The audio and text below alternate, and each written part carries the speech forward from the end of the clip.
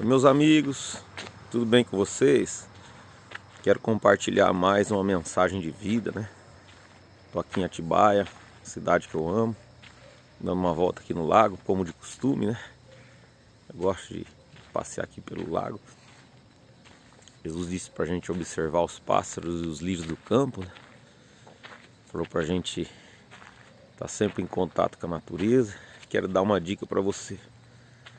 Quando você pensa que as coisas estão teoricamente paralisadas no teu coração, você olha ao teu redor e nota que nada parou. A água continua correndo, tem peixinho, tem passarinho voando, tem grilo, as estrelas estão, do mesmo jeito. Não dá pra ver, né? Aqui dá, assim. Enfim, olha para a natureza e nota que todo esse sistema está funcionando e que nada parou ao teu redor e que é só uma questão de tempo e agendamento, as coisas vão acabar se organizando. Mas olha só, o assunto que eu queria falar hoje para vocês, né? Ficando bem à vontade, e talvez eu até demore um pouco. Eu queria falar de dois assuntos na Bíblia que na verdade eles carregam o mesmo princípio. Comentar acerca de duas cartas e da estrutura de duas cartas. A carta que foi escrita aos Hebreus, né?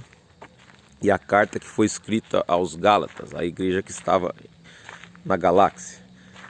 O que acontece, né? A carta aos Hebreus, ela foi escrita para um povo, né, israelita, que tinha abandonado as suas práticas judaicas do templo e tinham provado ali das experiências com Cristo, foram iluminados pela palavra de Deus, né, provaram dos dons celestiais, provaram a chuva fina do Espírito Santo e de repente, por causa da perseguição, eles não aguentaram o tranco e começaram a voltar atrás. Começaram a voltar aos ritos religiosos, a sacrificar bodes e touros. E ela é uma carta muito perigosa, onde ela inicia dizendo assim: como negligenciar tão grande salvação, né? Se Deus não poupou o ministério da antiga aliança que foi dada por intermédio dos anjos, quanto mais agora na boca do seu filho, né? E aquelas pessoas conheceram a palavra de Deus e elas, por conta da perseguição lúcida, consciente, deliberadamente, eles voltaram atrás. E essa carta, onde carrega um dos versículos de maior tensão, talvez, da Bíblia, né? E que as pessoas interpretam de várias maneiras, de forma, a grande maioria equivocada até, onde Deus diz que é impossível que Ele possa renovar de novo para arrependimento essas pessoas que entenderam, discerniram, provaram, né, foram persuadidos pela palavra de Deus e disseram lúcido, consciente, deliberado: eu não quero mais. É como a porca voltar à lama, é como o cachorro que volta a comer o próprio vômito, né?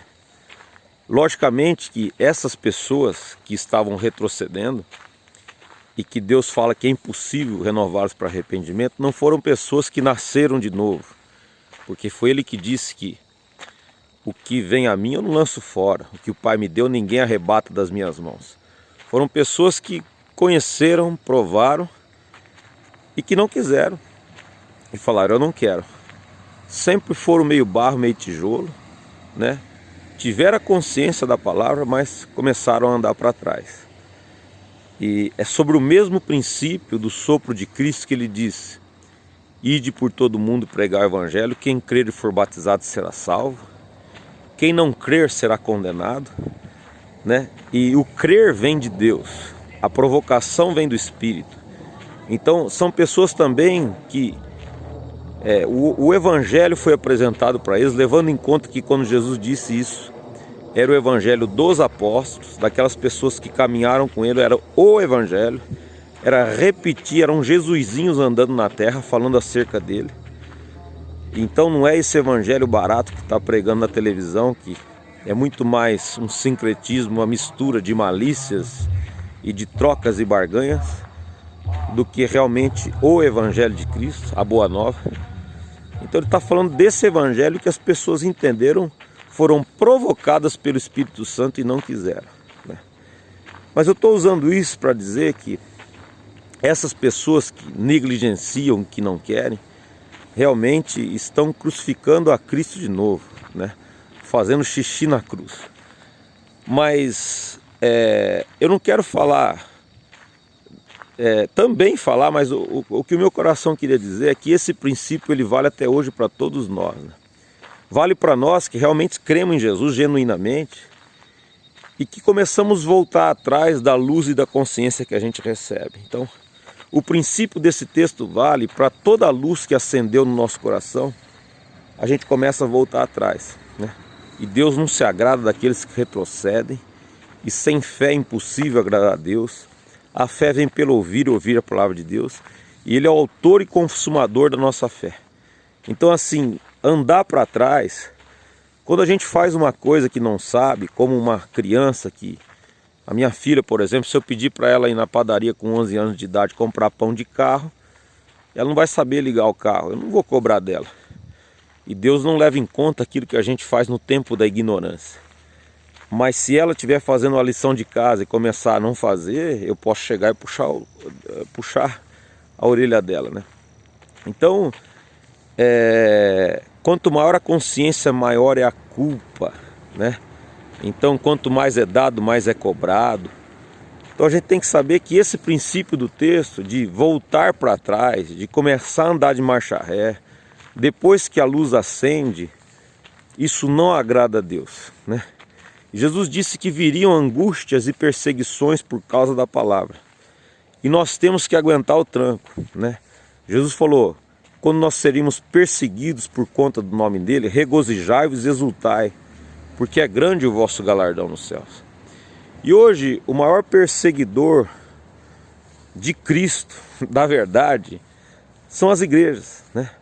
Hoje, quando você pega uma pessoa que ela tem a consciência do Evangelho, a palavra de Deus diz que foi para a liberdade que Cristo vos libertou, não a liberdade que gera libertinagem. A liberdade realmente que a gente é livre para andar por todas as estradas sem se desviar do nosso caminho.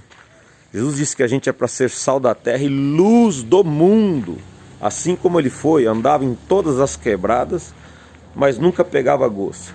Mas a igreja não gosta. A igreja vai dizer que você é do mundo. Porque para a igreja, se você estiver debaixo do telhado de uma igreja, você saiu do mundo. Se você estiver andando numa avenida cheia de barzinhos, você está no mundo. A igreja faz um mundo geográfico. E o mundo de Cristo é um mundo de coração. O céu e o inferno estão dentro de nós. É um movimento no coração, né? Quando a gente se inclina para o Espírito Santo, a nossa alma dá razão a Deus, nós andamos com Deus. Quando a gente se movimenta para a ira, para a discórdia, para a dissensão no coração, porque o reino dos céus está dentro em vós, e não ameis o mundo, nem as coisas que há no mundo, também está dentro em vós. O texto segue: a concupiscência dos olhos, a concupiscência da carne, a soberba da vida. Ou seja, não é nada para fora, se manifesta para fora, mas sempre começa dentro. Todo pecado brota a partir do coração, sermão da montanha, né?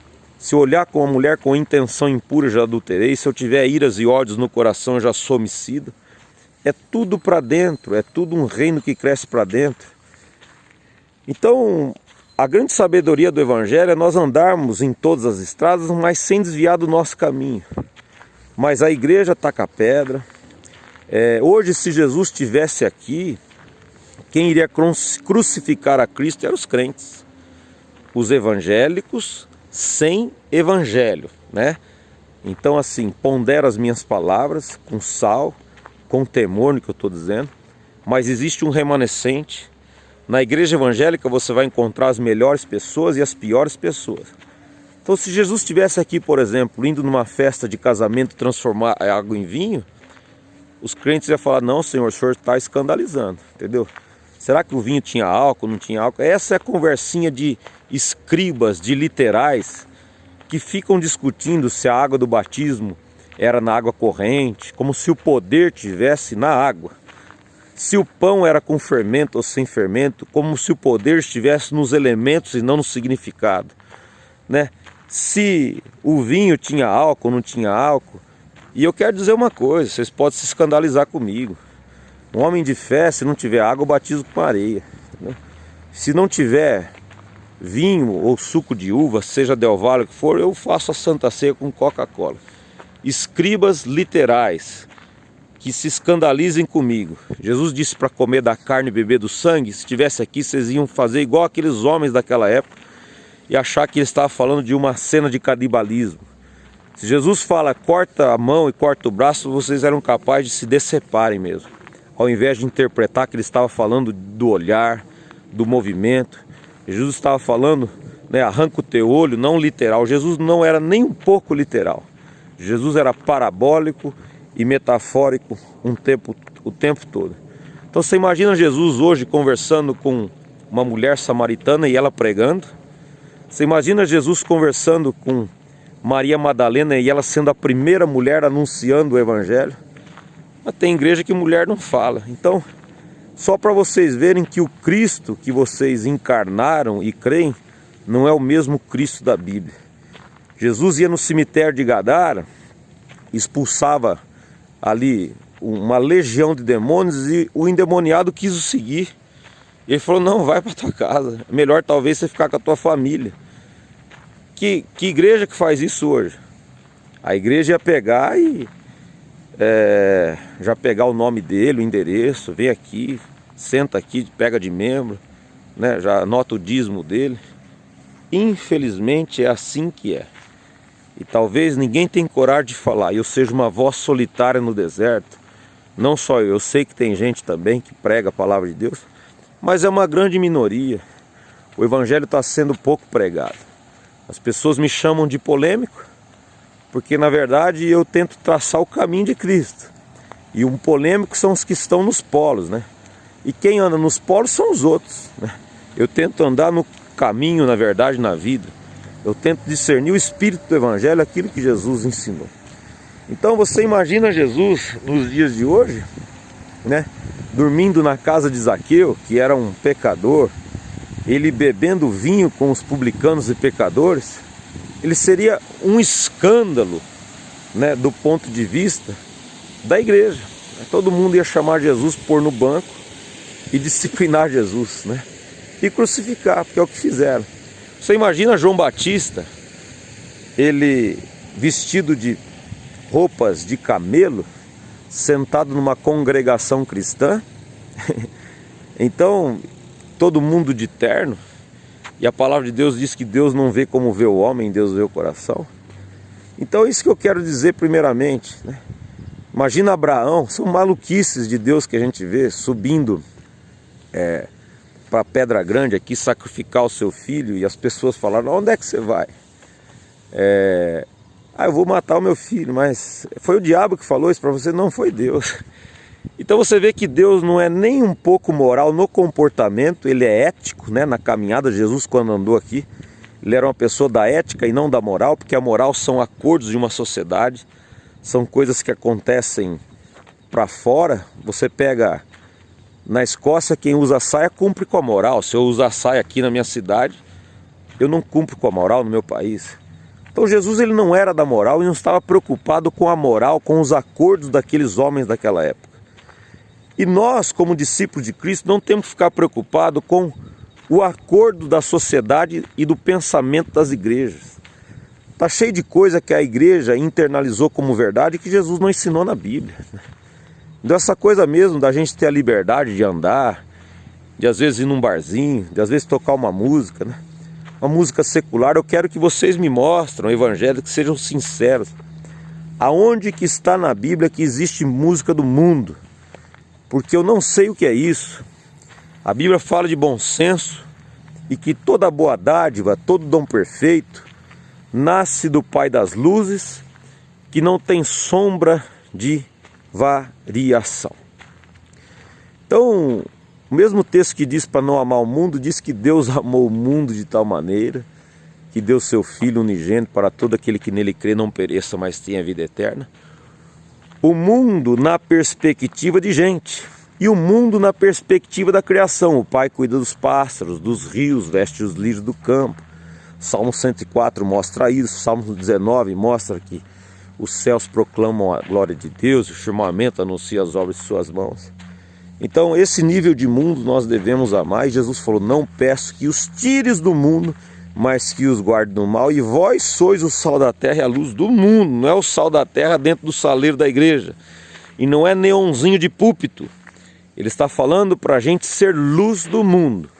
Está cheio de macaquinhos, moralistas, vestidos de terno e de gravata, de paletó, e por fora uma bela viola e por dentro é um pão bolorento. Não salga ninguém. Por dentro é, como Jesus disse, vocês são um sepulcro caiado, né? Vocês por fora são um bom verniz, mas por dentro vocês fedem, é uma sepultura invisível. Para Deus vale a verdade no coração, plantado no coração, em todas as coisas. Por que eu estou dizendo isso? Porque quando uma pessoa começa a dar esses passinhos de liberdade, como o apóstolo Paulo diz, não vos submeteis de novo a jugo de escravidão. Jugo de homem, jugo da igreja, jugo da religião, seja lá o que for, entendeu? Querem se justificar na lei de Moisés, na lei dos homens, e seja em qualquer outra lei, da graça decaíste. Nós somos chamados para andar no Evangelho. Jesus é o Evangelho é Jesus. Ele é o verbo que se fez carne, ele é a palavra encarnada. Não tem que colocar nenhum i, nem um tio a mais. E as pessoas querem reparar Jesus e não enxergam e não querem. E eu quero dizer para vocês que se Jesus praticou, eu sou um discípulo dele, eu aprendo a disciplina com ele. O cheiro de Jesus fala, o andar de Jesus fala. Ele andava no barco, ele pregava em todas as quebradas, ele falava com a samaritana, ele estava em todos os cantinhos. A igreja ele profetizou em Cesareia de Filipe, onde era um território pagão.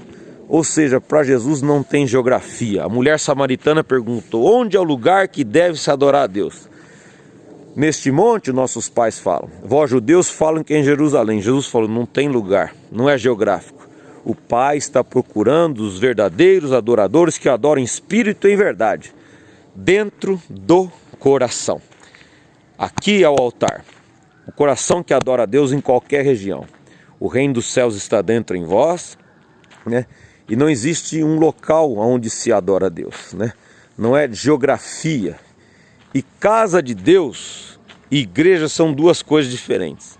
Igreja é 2 ou 3, e meu nome é aqui, ó. Se tiver você me ouvindo, ou um grupinho sentado aqui, em qualquer lugar nesses bancos, aqui tem uma igreja em torno da confissão. Tu és o Cristo, Filho de Deus vivo. Sobre esta rocha, sobre essa confissão, eu edificarei a minha igreja. Essa igreja de tijolos não existe. Isso foram os homens que inventaram. Quando Jesus voltar, ele não vai buscar tijolo, ele não é pedreiro. Ele vem buscar gente. A casa do Senhor, onde as pessoas edificaram um templo para Deus morar, ele não existe mais. Jesus disse que não ficaria pedra sobre pedra e não ficou. E as pessoas pegaram uma estrutura do Antigo Testamento, onde a cruz matou, e tentaram trazer para o Novo Testamento, fazendo uma adaptação. Aí é que entra a carta dos Gálatas. A carta aos Hebreus é andar para trás da luz que recebeu. A carta aos Gálatas é colocar fundamento em cima da rocha, onde Paulo traz a grande denúncia, dizendo, se vier um anjo do céu pregando um outro evangelho que vai além deste que eu prego, tem que se considerar anátema e maldito. O interessante é que o evangelho que Paulo diz que vai além, não é um evangelho dizendo assim, gente, não vão no terreiro de macumba, gente, não frequentem um centro espírita, gente, não frequente uma mesa branca, ou frequente, né? Vão no terreiro de macumba, aliás, ao contrário. Vão num centro espírita, né? Vão fazer práticas de ocultismo. Não é isso que estava acontecendo. A igreja dos Gálatas estava sendo influenciada pela própria Bíblia, entendeu?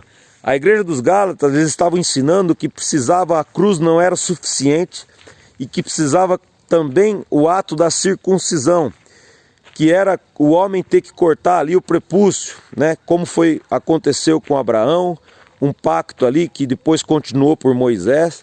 Então, em outras palavras, eles estavam inserindo conceitos do Antigo Testamento, onde o apóstolo Paulo diz que o fim da lei é Cristo para a justiça de todo aquele que nele crê. E a grande luta de Paulo era de tentar tirar o judaísmo da igreja a todo tempo. Ele disse que era a sombra do que havia de vir, né? Não existe mais, o fim da lei é Cristo.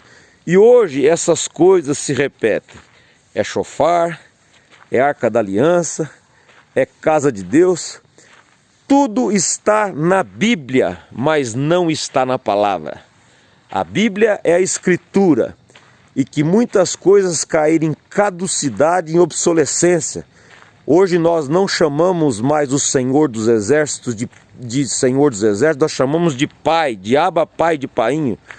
Se você sair nessas batalhas do Antigo Testamento, Deus não sai mais com você.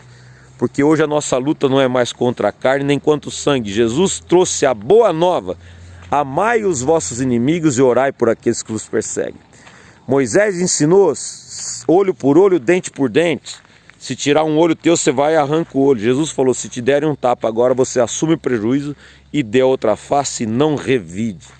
Então você nota que se tirar o Cristo da Bíblia, que é a verdade, a palavra encarnada, o verbo que se fez carne, a Bíblia vira um livro de morte. A Bíblia tem que ser interpretada por Cristo. Eu não sou um discípulo da Bíblia, eu sou um discípulo de Jesus. Mas as pessoas não entendem. Eles querem conciliar Jesus com Moisés, com a Escritura, sem amparar a palavra de Deus a partir do Cristo. E é por isso que gera toda a confusão. Eu quero dizer isso para vocês. Que Jesus é o verbo que se encarnou, a palavra que se fez carne. Ele é a chave interpretativa de toda a Escritura. Em Jesus não cabe nem retrocessos na nossa caminhada, seja elas grotescas ou sutis no nosso coração, porque Deus não vai se agradar de toda a luz que recebeu.